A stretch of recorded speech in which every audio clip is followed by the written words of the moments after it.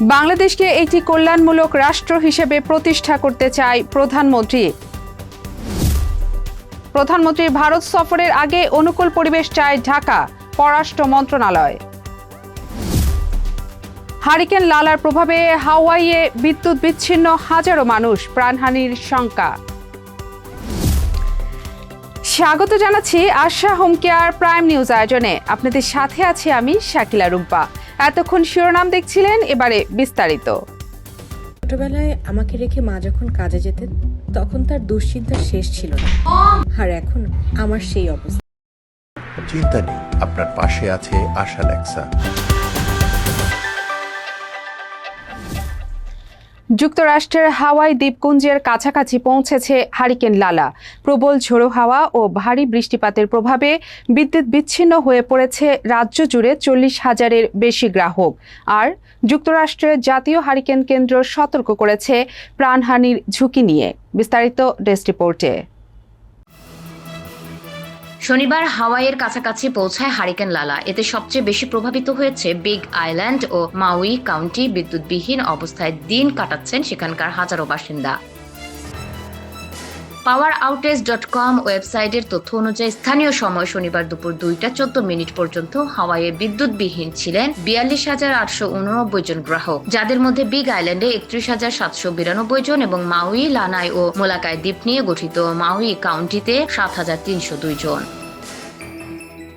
Hurricane কেন্দ্রের পূর্বাভাসে বলা হয়েছে বিগ আইল্যান্ডে 10 থেকে 20 ইঞ্চি, এমনকি কোথাও কোথাও 25 ইঞ্চি পর্যন্ত বৃষ্টিপাত হতে পারে। পূর্ব মাউইতে 8 থেকে 12 ইঞ্চি এবং পশ্চিম মাউইতে 4 থেকে 6 ইঞ্চি বৃষ্টি হওয়ার আশঙ্কা রয়েছে। খাড়া পাহাড়ি এলাকাগুলোতে এই বৃষ্টিপাত প্রাণঘাতী বন্যা ও ভূমিধসের কারণ হতে পারে বলে সতর্ক করেছে সংস্থাটি। হাওয়াইয়ান ইলেকট্রিক কর্তৃপক্ষ গ্রাহকদের দীর্ঘমেয়াদী এমনকি সারা রাত ধরে বিদ্যুৎ বিচ্ছিন্ন থাকার প্রস্তুতি নিতে বলেছে, কারণ ঝড়টি ধীরে ধীরে পশ্চিমমুখী হয়ে পুরো হাওয়াই অতিক্রম করছে।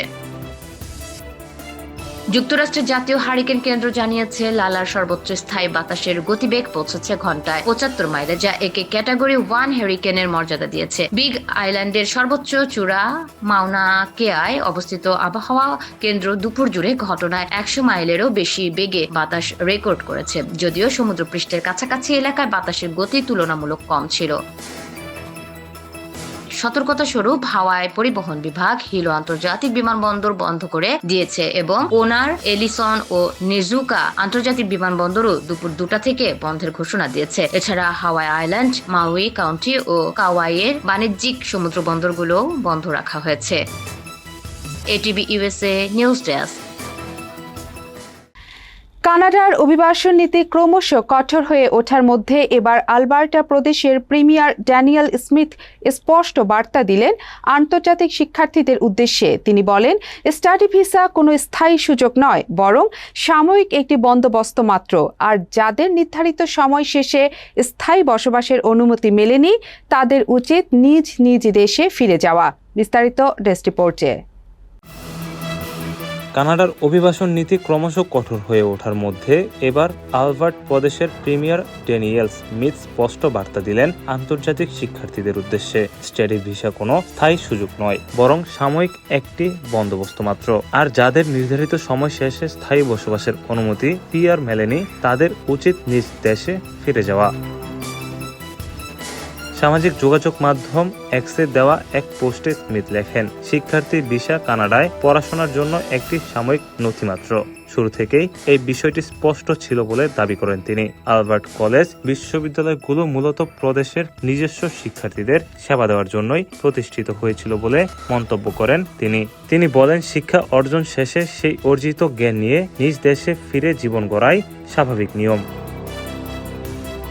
মূলত পোস্ট গ্র্যাজুয়েশন ওয়ার্ক পারমিট পেতে জটিলতার প্রতিবাদে সম্প্রতি বিক্ষোভে নেমেছেন অধ্যয়নরত বহু আন্তর্জাতিক শিক্ষার্থী, যাদের একটি বড় অংশ ভারতীয়। এদের মধ্যে বেশ কয়েকজন পোর্টেস কলেজের শিক্ষার্থী, যারা দাবি করছেন ভর্তির সময় তাদের বোঝানো হয়েছিল সংশ্লিষ্ট প্রোগ্রাম শেষে কানাডায় থেকে যাওয়া ও পরবর্তীতে স্থায়ী বসবাসের সুযোগ পাওয়া সহজ হবে। পোর্টেস কলেজের ডিগ্রি বিক্রির প্রতিষ্ঠান বলে আখ্যায়িত করার বিরোধিতা করেন প্রিমিয়ার স্মিথ, তবে স্বীকার করেন কিছু প্রোগ্রামে অভিবাসনের সুযোগ নিয়ে শিক্ষার্থীদের মধ্যে অবাস্তব প্রত্যাশা তৈরি হয়ে থাকতে পারে এবং কিছু অসাধু চক্র ডিগ্রি প্রদানকারী প্রোগ্রাম খুলে শিক্ষার্থীদের সুযোগের অপব্যবহার করেছে বলেও অভিযোগে করেন তিনি স্পষ্ট করে বলেন, ভিসার মেয়াদ শেষ হয়ে গেলে এবং স্থায়ী বসবাসের অনুমতি না থাকলে দেশে ফিরে যাওয়াই একমাত্র পথ। এদিকে আইআরসিসি অনুমতি ছাড়া কাজ করা নিয়ে শিক্ষার্থীদের আগেই সতর্ক করেছে, জানিয়েছে এমন লঙ্ঘনের ফলে বহিষ্কার এবং 5 বছরের জন্য পুনরায় প্রবেশ নিষিদ্ধ হতে পারে। পাশাপাশি ভবিষ্যতে ভিসা বা স্থায়ী বসবাসের আবেদনও জটিল হয়ে উঠতে পারে। ভর্তির আগে প্রতিষ্ঠান ও প্রোগ্রামটি পোস্ট গ্রাজুয়েশন ওয়ার্ক পারমিটের শর্ত পূরণ করে কিনা তা যাচাই করে নেওয়ায় এবং অভিবাসনের নিশ্চয়তা দেওয়া কনসালটেন্ট বা এজেন্টদের বিষয়ে সতর্ক থাকার পরামর্শ দিয়েছে সংস্থাটি। ATV USA international desk.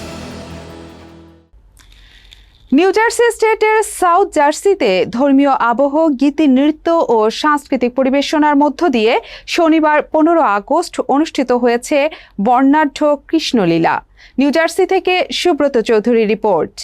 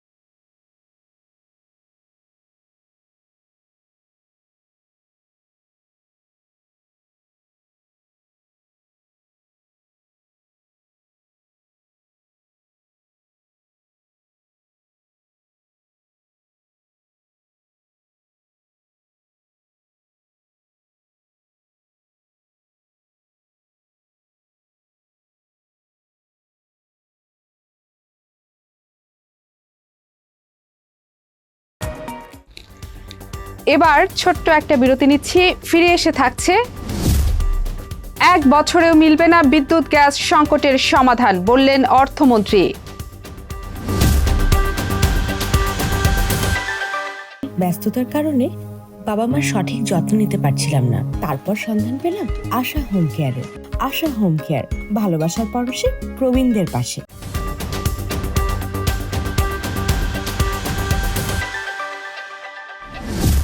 স্বাগত আবারও আশা হোম কেয়ার প্রাইম নিউজ আয়োজনে।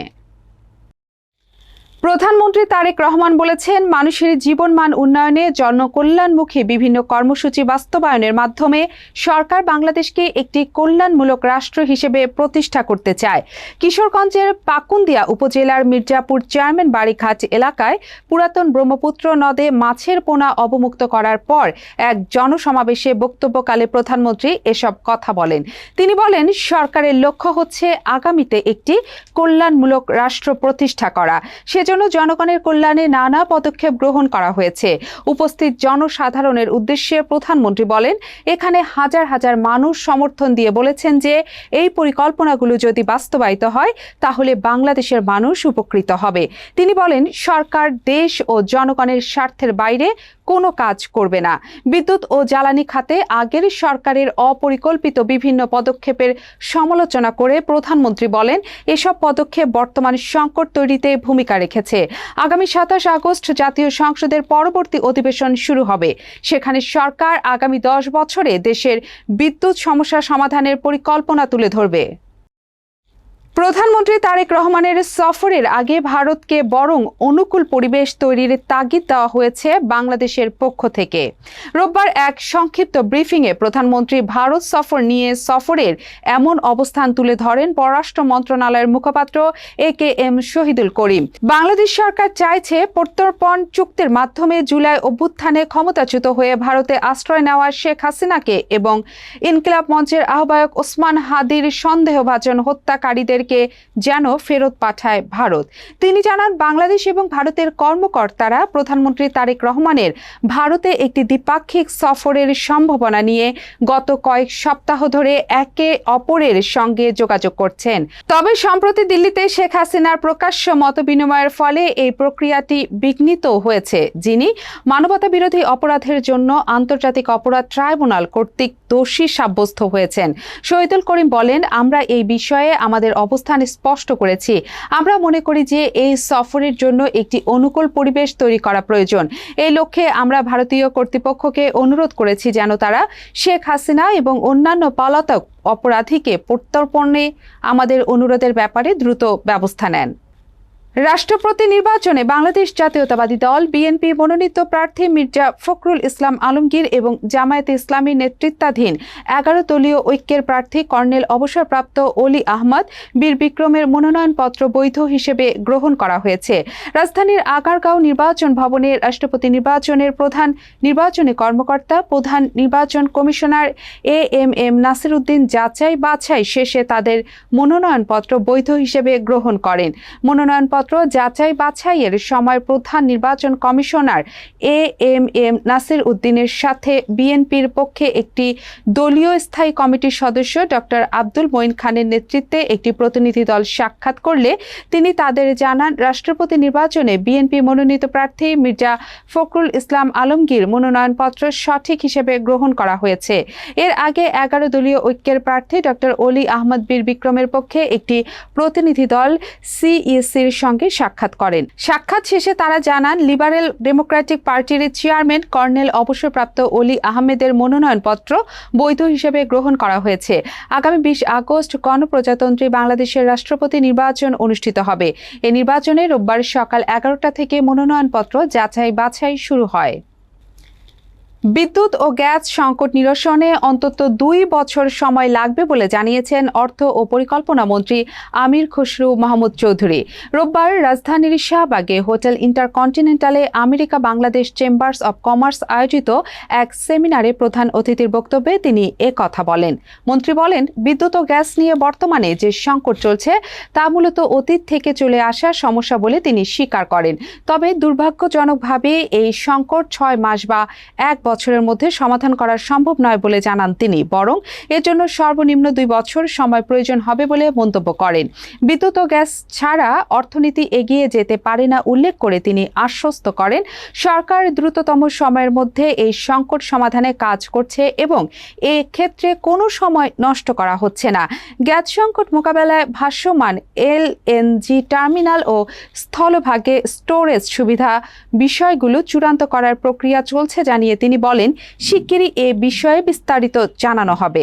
এছাড়া নবায়নযোগ্য জ্বালানি, গ্যাস ভিত্তিক বিদ্যুৎ এবং দেশীয় কয়লা সম্পদ ব্যবহারের সম্ভাবনা, এই 3 দিক বিবেচনায় নিয়ে একটি সমন্বিত জ্বালানি মিশ্রণ তৈরির কাজ প্রায় চূড়ান্ত করে ফেলা হয়েছে বলে জানান তিনি।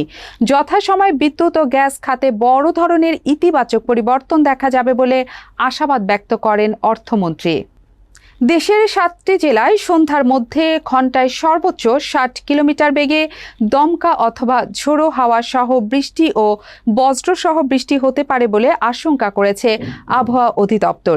একই সঙ্গে সংশ্লিষ্ট এলাকার নদী বন্দরগুলোকে 1 নম্বর সতর্ক সংকেত দেখাতে বলা হয়েছে। রোববার সকাল 9টা থেকে সন্ধ্যা 6টা পর্যন্ত দেশের অভ্যন্তরীণ নদী বন্দরের জন্য দেওয়া আবহাওয়ার পূর্বাভাসে এ সতর্কবার্তা জানানো হয়।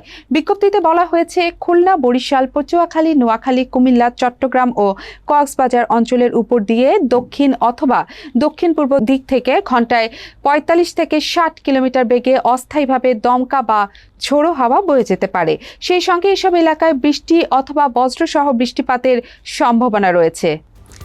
আবারও একটা বিরতি নিচ্ছি, ফিরে এসে থাকছে অস্ট্রেলিয়ার মাটিতে বাংলাদেশের ঐতিহাসিক টেস্ট জয়।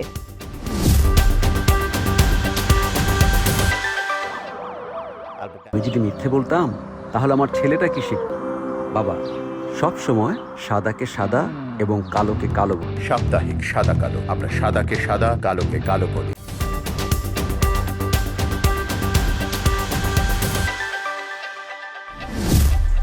ফিরে এলাম আশা হোম কেয়ার প্রাইম নিউজে। এবার খেলার খবর। 23 বছর পর অস্ট্রেলিয়ার মাটিতে খেলতে গিয়ে 9 উইকেটের বড় জয় পেয়েছে বাংলাদেশ দল। ঐতিহাসিক এই জয়ের জন্য বাংলাদেশ জাতীয় ক্রিকেট দলকে আন্তরিক অভিনন্দন জানিয়েছেন প্রধানমন্ত্রী তারেক রহমান। বড় দল হওয়ায় অস্ট্রেলিয়ার বিপক্ষে টেস্ট খেলার খুব একটা সুযোগ পায় না বাংলাদেশ। সবশেষ 2017 সালে ঘরের মাঠে অজিদের বিপক্ষে টেস্ট খেলার সুযোগ পেয়েছিল টাইগাররা। সেবার মিরপুরে টেস্ট জিতে অজিদের বিপক্ষে ঘরের মাটিতে লাল বলের জয়ের খরা কাটিয়েছিল বাংলাদেশ দল। তবে অপেক্ষা ছিল অস্ট্রেলিয়ার মাটিতে টেস্ট জয়ের। সেই মহেন্দ্র ক্ষণের জন্য বাংলাদেশ দলকে অপেক্ষা করতে হয়েছে 23 বছর। 2003 সালের পর প্রথমবার অজিদের মাটিতে টেস্ট খেলার সুযোগ পেয়েছে লিটন শান্তরা। আর এই সুযোগেই বাজিমাত করেছে লাল সবুজদের প্রতিনিধিরা। স্বাগতিকদের প্রথম টেস্টে 9 উইকেটে হারিয়েছে শান্ত বাহিনী। ঐতিহাসিক এই জয়ের জন্য বাংলাদেশ জাতীয় ক্রিকেট দলকে আন্তরিক অভিনন্দন জানিয়েছেন প্রধানমন্ত্রী তারেক রহমান।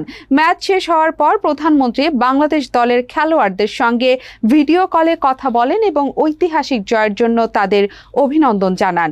এ সময় প্রধানমন্ত্রী বাংলাদেশের মানুষের পক্ষ থেকেও দলের খেলোয়াড়দের শুভেচ্ছা পৌঁছে দেন। শেষ করার আগে থাকছে বিনোদনের খবর। বাংলা ব্যান্ড সঙ্গীতের ইতিহাসে যে নামটি উচ্চারিত হলেই চোখের সামনে ভেসে ওঠে রূপালী গিটারের সুর, সেই আয়ুব বাচ্চুর আজ জন্মদিন।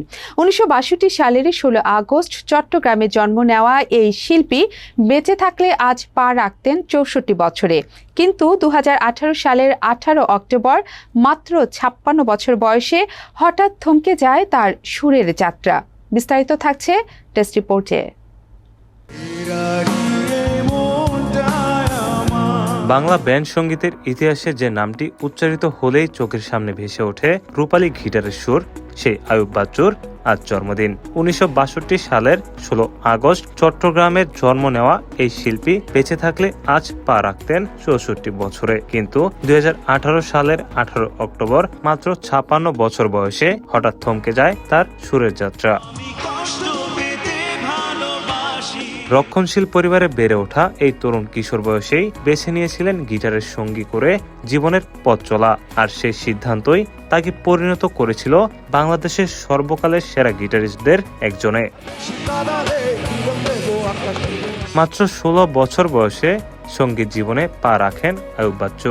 1977 সালে তার প্রথম প্রকাশিত গান ছিল হারানো বিকেলের গল্প, যা দিয়ে শুরু হয় তার দীর্ঘ সুরযাত্রা। 80 দশকের শুরুতে দেশের জনপ্রিয় ব্র্যান্ড সোলসে যোগ দেন আয়ুব বাচ্চু। প্রায় এক দশক ধরে এই ব্র্যান্ডের সঙ্গে থেকে সুপার সোলস, কলেজের করিডোর ও মানুষ মাটির কাছাকাছির মতো আলোচিত অ্যালবামে কাজ করেন তিনি।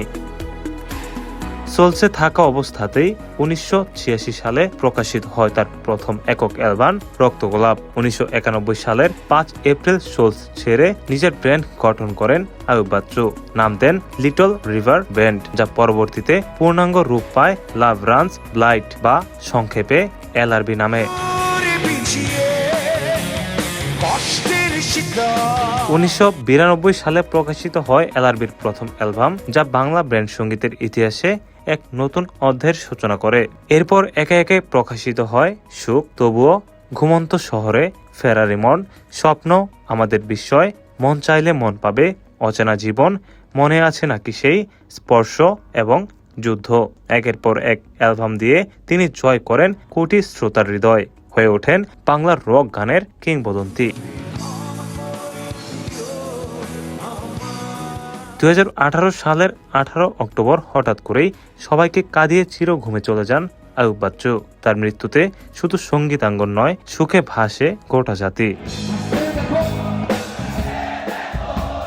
কিংবদন্তি রক আইকন আইয়ুব বাচ্চুকে এই বছর অর্থখ্যাত 2026 সালের ফেব্রুয়ারিতে মরণোত্তর 21 পদকে ভূষিত করা হয়েছে, যা বাংলাদেশের ব্যান্ড সঙ্গীত ও দেশের সঙ্গীতাঙ্গনে তার অসামান্য অবদানের এক ঐতিহাসিক রাষ্ট্রীয় স্বীকৃতি।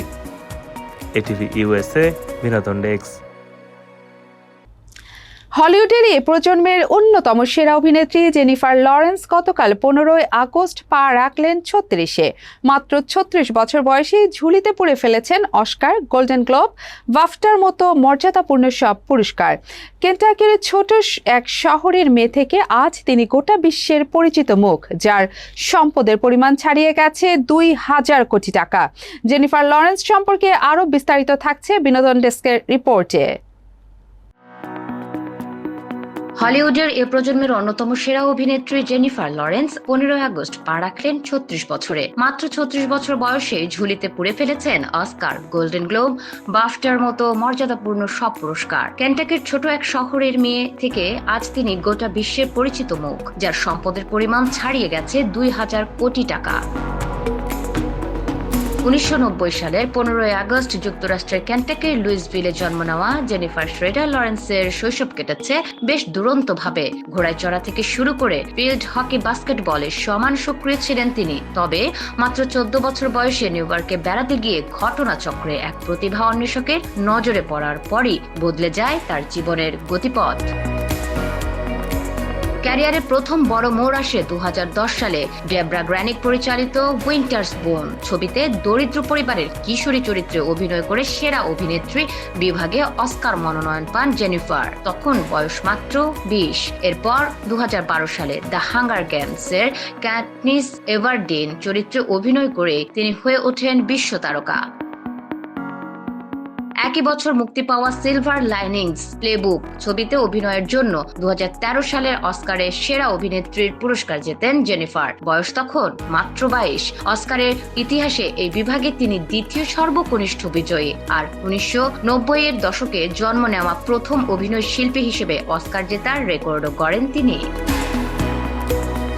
2015 সালে ফোর্বসের হিসাবে বিশ্বের সবচেয়ে বেশি পারিশ্রমিক পাওয়া অভিনেত্রী হয়ে ওঠেন জেনিফার। সে বছর তার আয় ছিল প্রায় $5,20,00,000।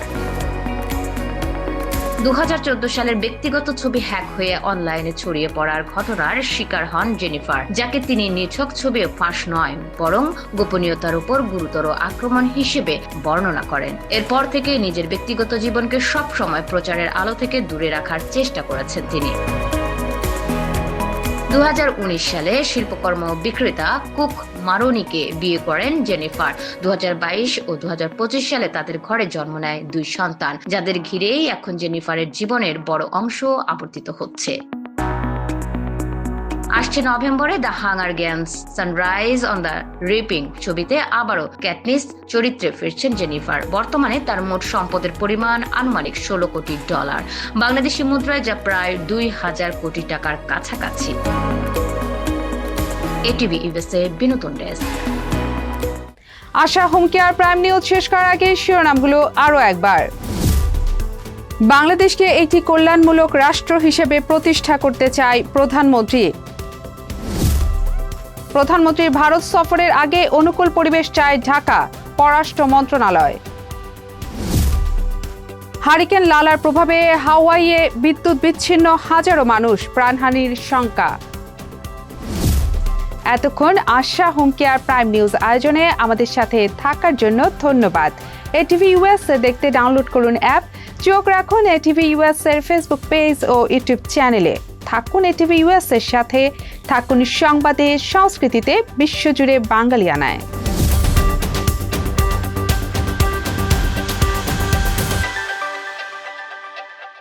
এটিভি ইউএসএ, বিশ্বজুড়ে বাঙালিয়ানা।